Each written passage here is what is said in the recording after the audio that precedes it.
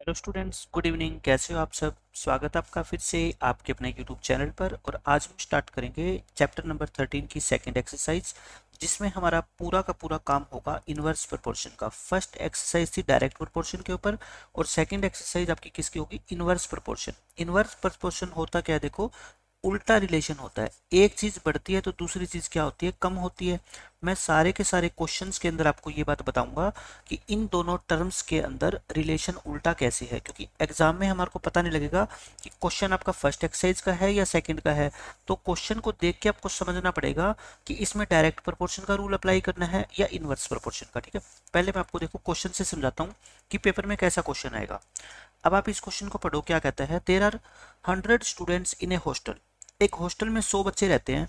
Food provision for them is for 20 days, यानी कि hostel में इतना खाना है कि अगर और नया खाना हम ना खरीद पाए तो भी ये खाना 20 दिन तक चल जाएगा। ठीक है, हॉस्टल का जो ओनर है उसको पता है कि 100 स्टूडेंट अगर मेरे हॉस्टल में है तो ये खाना मेरा 20 दिन तक चल जाएगा। फिर कहता है how long will these provision last. Last का मतलब होता है चलना, यानी कि यही खाना कितने दिन तक चलेगा if 25 more students join the group.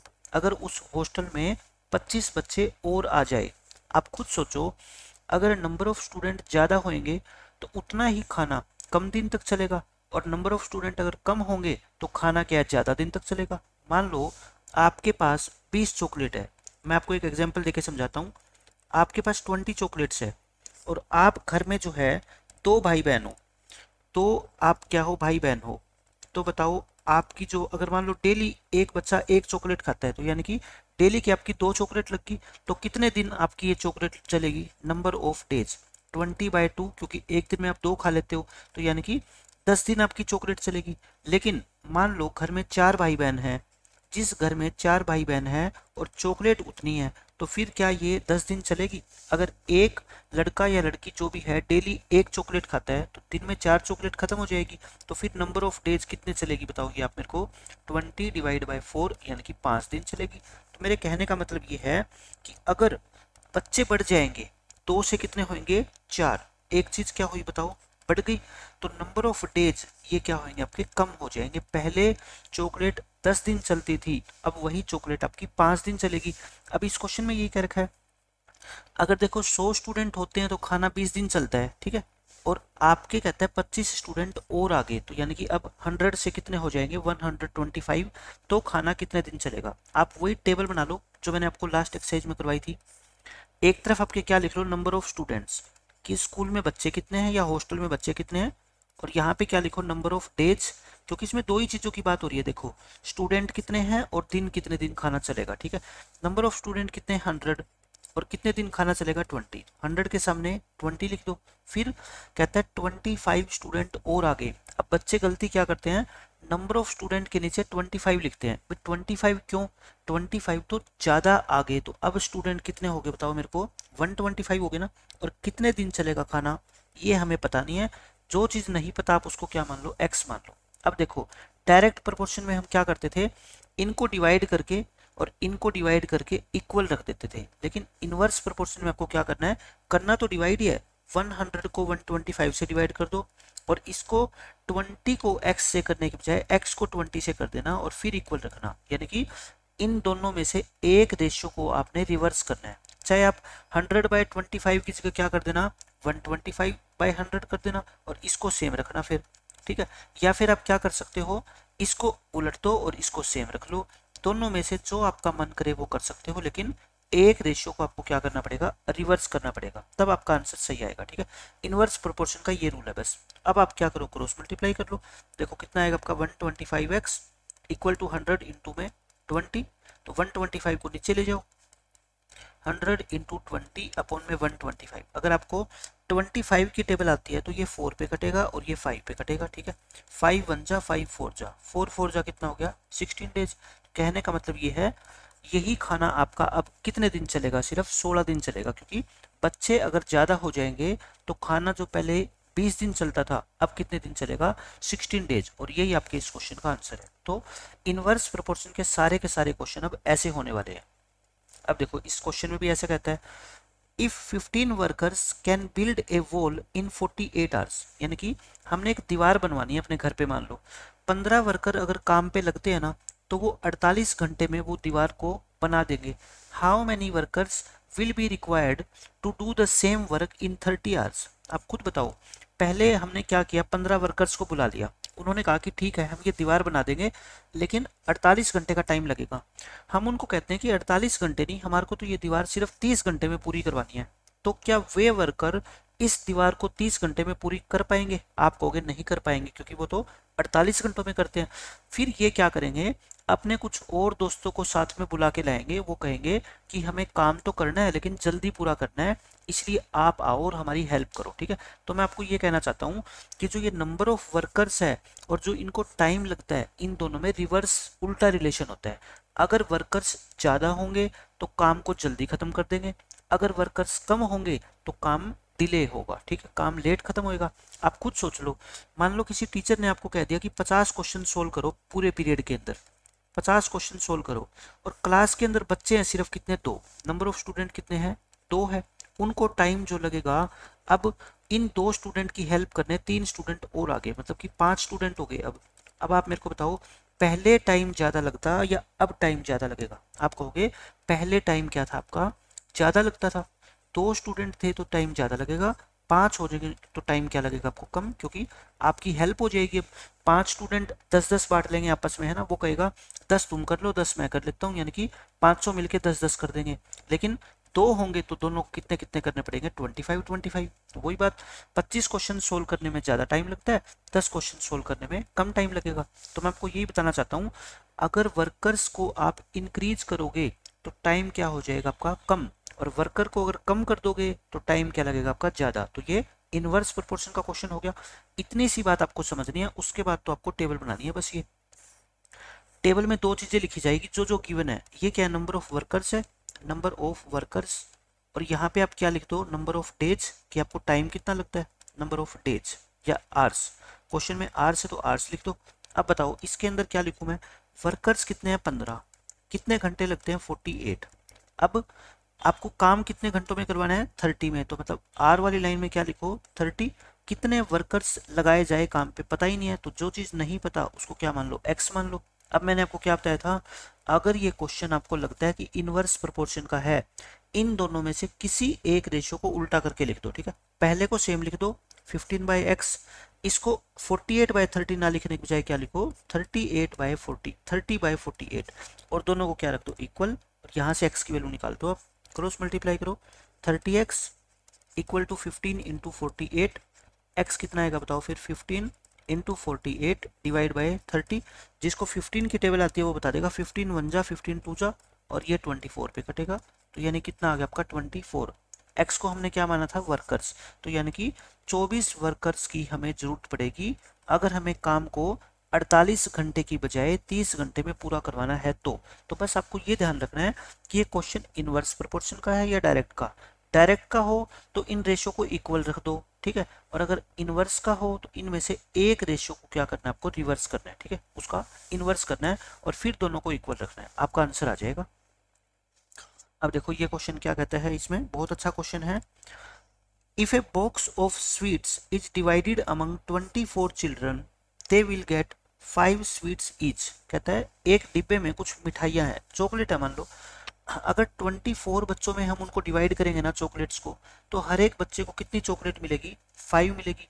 लेकिन कहता है how many would each get, यानी हर बच्चे को कितनी चॉकलेट मिलेगी if number of children is reduced by 4। Reduced का मतलब क्या होता है, कम होना, यानी कि अगर 4 बच्चे कम हो जाए तो हर बच्चे को चॉकलेट कितनी मिलेगी। आप मेरे को ये बताओ, आपके पास कुछ फिक्स चॉकलेट है, अगर आप उन चॉकलेट्स को ज़्यादा बच्चों में बांटोगे तो हर बच्चे को चॉकलेट कम मिलेगी, और बच्चे अगर कम हो जाएंगे तो हर बच्चे को चॉकलेट क्या मिलेगी, ज़्यादा। तो यानी कि इनमें रिलेशन क्या हो गया बताओ, रिवर्स हो गया ना। तो आप बता दो मेरे को कि टेबल कैसे बनाओगे और क्या क्या इसके अंदर लिखोगे। आप कहोगे एक साइड तो लिखेंगे नंबर ऑफ चिल्ड्रन, कि बच्चे कितने हैं, नंबर ऑफ चिल्ड्रन, और एक साइड लिखेंगे हम क्या, नंबर ऑफ चॉकलेट्स, क्योंकि यहाँ पे चॉकलेट्स है या स्वीट्स है, नंबर ऑफ स्वीट्स। तो चिल्ड्रन वाली लाइन में देखो क्या क्या आप लिखोगे, 24 बच्चे हैं, और हर एक बच्चे को कितनी मिलती है, 5 स्वीट्स मिलती है या 5 चॉकलेट मिलती है। अब कहता है बच्चे 4 कम हो गए, तो बच्चे यहाँ पे गलती से क्या कर देते हैं, 4 लिख देते हैं। मैं कहता हूँ 4 क्यों लिखते हो, अगर पहले 24 बच्चे थे, अब 4 कम हो गए तो कितने रह गए, अब 20 रह गए ना, तो यहाँ पे आपको 20 लिखना है, ठीक है। और हर बच्चे को कितनी स्वीट्स मिलेगी हमें पता ही नहीं, क्या मान लो, उसको x मान लो। तो मैंने क्या बताया था, इनवर्स प्रोपोर्शन का क्वेश्चन हो तो इनमें से एक रेशियो को रिवर्स कर दो, पहले को तो सेम लिख दिया करो और दूसरे को क्या कर दो, रिवर्स। 5/x की बजाय क्या कर दो, x/5। चाहे पहले को रिवर्स कर दो चाहे दूसरे को, एक को करना है बस, ठीक है। तो देखो कितना आएगा आपका 20x इक्वल टू 24 इंटू में 5, x कितना आएगा आपका 24 इंटू 5 डिवाइड बाई 20। इसको काट दो बस और आपका आंसर आ जाएगा। 5 1 जा 5 4 जा 4 1 जा 4 6 जा, यानी कि 6। कहने का मतलब हर बच्चे को अब कितनी स्वीट्स मिलेगी, 6 स्वीट्स, क्योंकि बच्चे कम हो जाएंगे तो हर एक के हिस्से में चॉकलेट क्या आएगी, ज़्यादा आएगी। और ये इस क्वेश्चन का आंसर है, बिल्कुल बेसिक क्वेश्चन है ये तो। अब देखो ये बहुत अच्छा क्वेश्चन है, इसमें क्या कहता है, a farmer has enough food to feed 20 animals in his cattle. Cattle क्या होता है, ग्रुप होता है, ठीक है, एनिमल्स का ग्रुप होता है। जैसे हमने सबसे पहला क्वेश्चन किया था हॉस्टल वाला, कि अगर हॉस्टल में 100 बच्चे हैं तो खाना 20 दिन चलता है, अगर 25 बच्चे और आ गए तो खाना कितने दिन चलेगा। ये भी वही है, एक किसान के घर में 20 जानवर है, ठीक है, गाय भैंस सब कुछ है, और उसके पास इतना खाना है कि वो सारे जानवर मिलके 6 दिन उस खाने को खा सकते हैं।